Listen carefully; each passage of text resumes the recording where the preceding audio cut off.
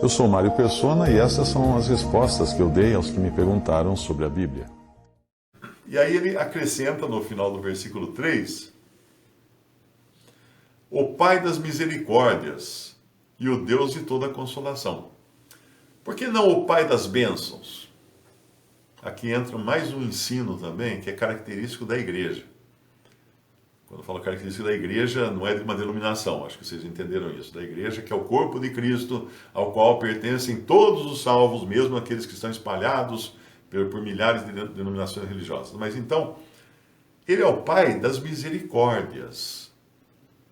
No Antigo Testamento, tinha até uma pessoa me escreveu, não sei se foi hoje, falando assim, mas você fala que Deus só abençoava Israel, não abençoa os cristãos. Ele abençoa os cristãos. Nós temos que buscar bênçãos de Deus, nós temos que buscar prosperidade, nós temos que buscar não sei o que. Você falou, você não entendeu ainda que a igreja não é Israel. Israel era um povo terreno de Deus, esperando bênçãos materiais, riquezas materiais, alimento material da mão de Deus. E assim Deus abençoava os israelitas com coisas materiais, coisas físicas, coisas tangíveis. Mas não foi isso que ele fez com a igreja. A igreja não é um povo terreno, a igreja é um povo celestial. Então não é correto, não é totalmente correto, né? Você dizer que, eu consegui comprar um carro, isso foi uma bênção de Deus. Não foi, isso aí foi o seu trabalho, você comprou. Deus pode ter dado um emprego para você, condições e tal, mas não foi uma bênção. É isso que eu quero dizer. Não foi Por quê? Porque as nossas bênçãos, como cristãos hoje, não são materiais. Eu vou explicar melhor isso. Vamos lá para Efésios capítulo 1, no versículo 3. Bendito o Deus e Pai de nosso Senhor Jesus Cristo, mais uma vez aí, percebeu? Como é que Paulo chama o Deus e Pai de nosso Senhor Jesus Cristo? Ele não fala o Deus de Abraão, o Deus de Isaac, o Deus de Jacó, o Deus Altíssimo. Não. O Deus e Pai de nosso Senhor Jesus Cristo. O qual nos abençoou, passado. O verbo está no passado, uma coisa já aconteceu. Nos abençoou com todas as bênçãos espirituais. Onde? Nos lugares celestiais em Cristo. Não nos abençoou com fazenda, não nos abençoou com dinheiro, não nos abençoou com prosperidade, não nos abençoou com muito ouro, muita prata, muita riqueza, muitos filhos, não.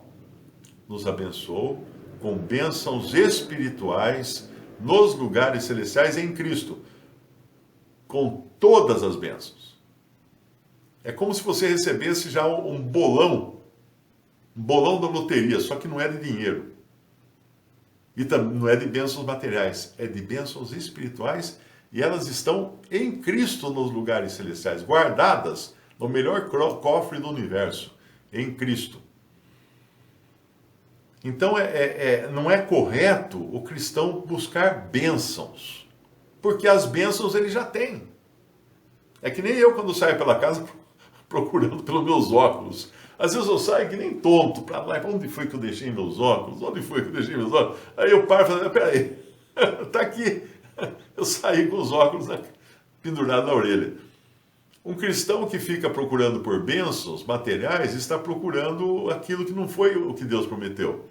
Porque o que Deus prometeu para nós, nessa vida, tendo o que vestir, tendo o que comer e com o que vestir, esteja assim satisfeito. Um cristão que fica procurando bênçãos materiais não está satisfeito. Mas se ele confia no Deus, não no Deus de Abraão, Isaac e Jacó, como confiavam os israelitas, ele confia no Deus e Pai de nosso Senhor Jesus Cristo, ele saberá que para esta vida, esse mesmo Deus e Pai irá prover tudo o que ele vai precisar. Como bênçãos? Não. Como misericórdias. E por isso que aqui no nosso capítulo 1 de 2 Coríntios, no versículo 3, bendito seja o Deus e Pai de nosso Senhor Jesus Cristo, o Pai das bênçãos, não, o Pai das misericórdias. Das misericórdias e o Deus de toda consolação. Por que o Pai das misericórdias? Porque uma misericórdia é um favor que Deus faz a alguém. E Deus faz esse favor a nós quando necessitados. É uma misericórdia que Ele nos dá. É com misericórdias que Ele nos trata. Não com bênçãos materiais. Então, se eu tive a oportunidade de ter uma fazenda, por exemplo, foi uma misericórdia de Deus que permitiu isso para que eu tenha condições não só de me sustentar, mas também de ajudar outros, de empregar pessoas e tudo mais. Mas é uma misericórdia de Deus, porque eu moro num lugar que não é o lugar de Deus. A terra é do príncipe desse mundo. Um príncipe que usurpou o seu principado, usurpou a sua autoridade aqui nessa terra, porque essa terra era para ter a Cristo como seu príncipe, como terá no fim, como seu rei, como terá no final. Mas esse Satanás, que é o príncipe do mundo hoje, ele é quem controla todas as coisas. Então, por misericórdia, Deus nos deixa viver aqui e sobreviver aqui, às vezes de uma maneira muito confortável, até mais do que a gente precise, mas é misericórdia que Ele está nos dando. Nós não buscamos bênçãos, nós já temos misericórdias, porque aqui fala que Ele é o Pai das misericórdias, é a origem das misericórdias que nos alcançam todos os dias. E Ele também é o Deus de toda consolação, no versículo 3, o Deus de toda consolação. Esse toda consolação, Ele vai explicar agora em detalhes o que é, mas é nele que nós devemos buscar consolo. Esse é o primeiro ponto, né? Às vezes eu vejo cristãos me escrevendo desesperados. Eu preciso ligar para você, eu tenho que telefonar para você. Eu falo, meu amigo, não liga para mim, porque eu não vou atender, eu não tenho condições de atender mais de 500 mil de seguidores no YouTube que querem conversar comigo. Geralmente é problema de casamento, problema de depressão, um monte de problema.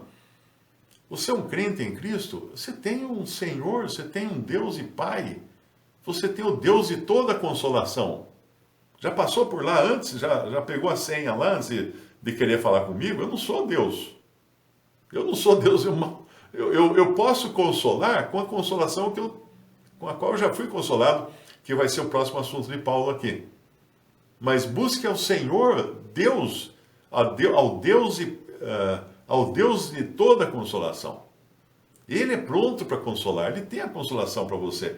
E aí ele vai, no versículo 4, ele vai falar como é essa consolação, que nos consola em toda a nossa tribulação.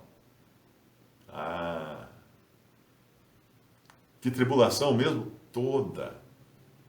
Porque no mundo tereis tribulações, o Senhor Jesus falou.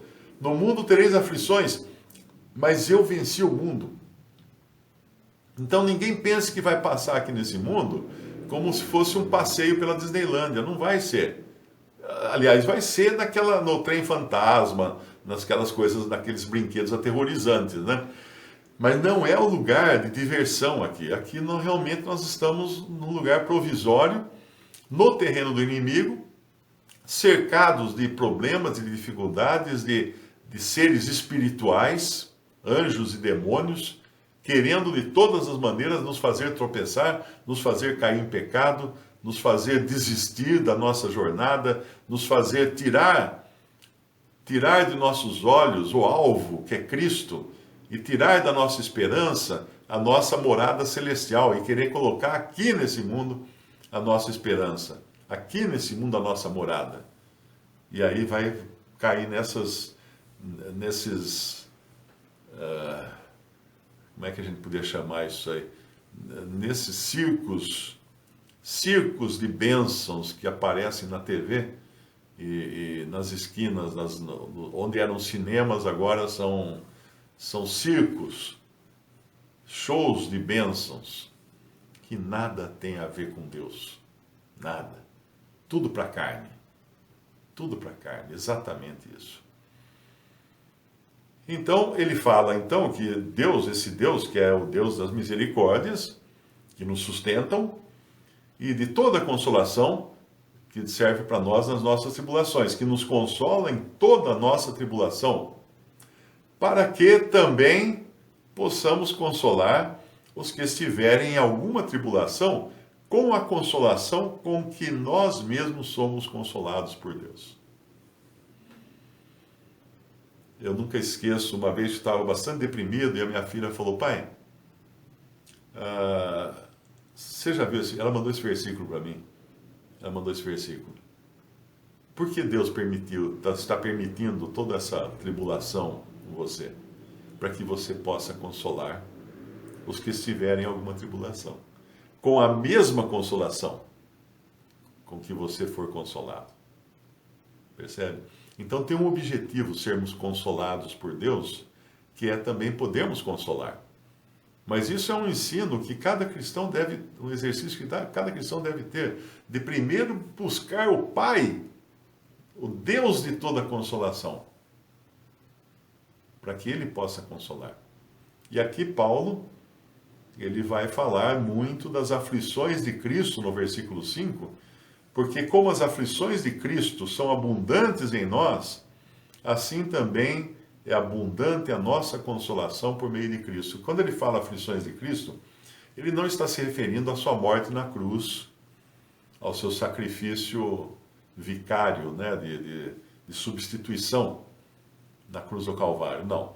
Ele está falando de todo o sofrimento que ele teve, de oposição, de perseguição, de castigos até vindos dos homens. Todo cristão também está sujeito às aflições de Cristo. Quais aflições essas? As aflições que caem sobre todo aquele que crê em Jesus. Ou aqui ninguém foi perseguido por ser crente em Jesus. Ou ninguém foi rejeitado por sua família por causa da sua fé em Cristo. Eu creio que todo mundo levanta a mão nessa hora, né? Porque todos nós sofremos, porque o nosso Senhor sofreu. E não sofreu pouco, sofreu muito. E os apóstolos sofreram sobremaneira. Perseguições, fome, nudez, espada. Ele dá depois uma descrição pavorosa das coisas que eles passavam. Quando você vê aqueles caras de terno na televisão, viajando de jato, anel de ouro no dedo, falando que são apóstolos, fala assim, então vai viver que nem um apóstolo, vai viver. Como é que você pretende ser morto? Crucificado de cabeça para baixo, que nem Pedro, ou decapitado como Paulo? Ou ao fio da espada, como Tiago? Porque não era essa vidinha, esse vidão que você tem aí, não que era a vida dos apóstolos. Eles eram pessoas que estavam com a marca, um alvo na testa. E todos eles, exceto os 13, né? Todos os 13, os 12 mais Paulo, exceto João, foram supliciados, foram mortos de maneira violenta, ou queimados, ou decapitados, ou crucificados, ou estraçalhados por feras. Todos. Você aí na televisão de anel de ouro no dedo, não tem nada a ver com esses caras do primeiro século. Eles sim, eram homens, apóstolos do Senhor Jesus Cristo. Esses sim, sofreram perseguições. Agora, numa medida também todos nós sofremos perseguições por sermos crentes em Cristo.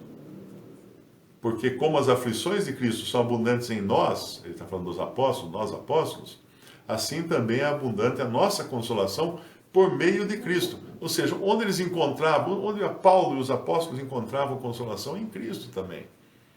Eles não tinham uma psicóloga para correr atrás, um psiquiatra. Não, era em Cristo que eles tinham que encontrar consolação quando eram perseguidos. E assim deveria ser o nosso caso também. E ele depois então fala que o grau dessa tribulação tinha um objetivo. Deus queria para que eles pudessem consolar os que eram atribulados. Se somos atribulados, no versículo 6, é para a vossa consolação e salvação. Ou se somos consolados, para a vossa consolação e salvação a qual se opera suportando com paciência as mesmas aflições que nós também padecemos. Eu estou lendo aqui o versículo 6, né? Então, todo o padecimento, todas as perseguições, todas as tribulações, tem a ver com aquilo que Cristo sofreu, porque nós somos também perseguidos como ele foi, sofremos como ele sofreu, não, exceto a cruz, hein? Agora, isso que eu quero deixar bem claro. Lá em Isaías 63, versículo 9, diz assim: em toda a angústia deles, do povo de Israel, está falando aqui o versículo, ele foi angustiado, e o anjo da sua presença o salvou. Pelo seu amor e pela sua compaixão, ele os remiu e os tomou e os conduziu todos os dias da antiguidade. Esse é o mesmo Senhor que nós temos. Aquele era Jeová, que é o mesmo Senhor Jesus. Ele via o seu povo sofrer e ele então amparava o seu povo, porque ele entendia o que o seu povo estava passando. E ia chegar um dia quando ele ia entender isso de uma maneira muito maior, quando ele se tornasse um ser humano de carne e ossos aqui nesse mundo. E hoje nós temos esse mesmo ser humano de carne e ossos que nos entende, que conhece as nossas dificuldades. Não temos um sacerdote que não possa se compadecer das nossas fraquezas, mas temos um que em tudo foi tentado, exceto o pecado, mas sem pecado, ou seja, com exceção do pecado.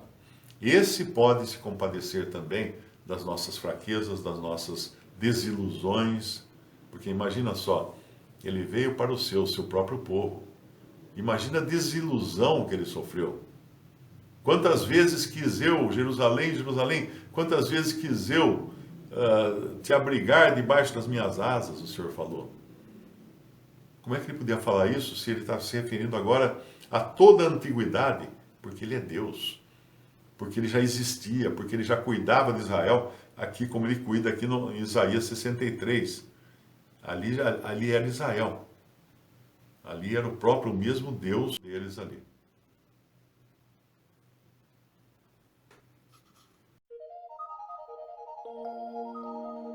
Visite o canal Respondidas no YouTube. Também respondi.com.br e 3minutos.net. Baixe os livros e o aplicativo.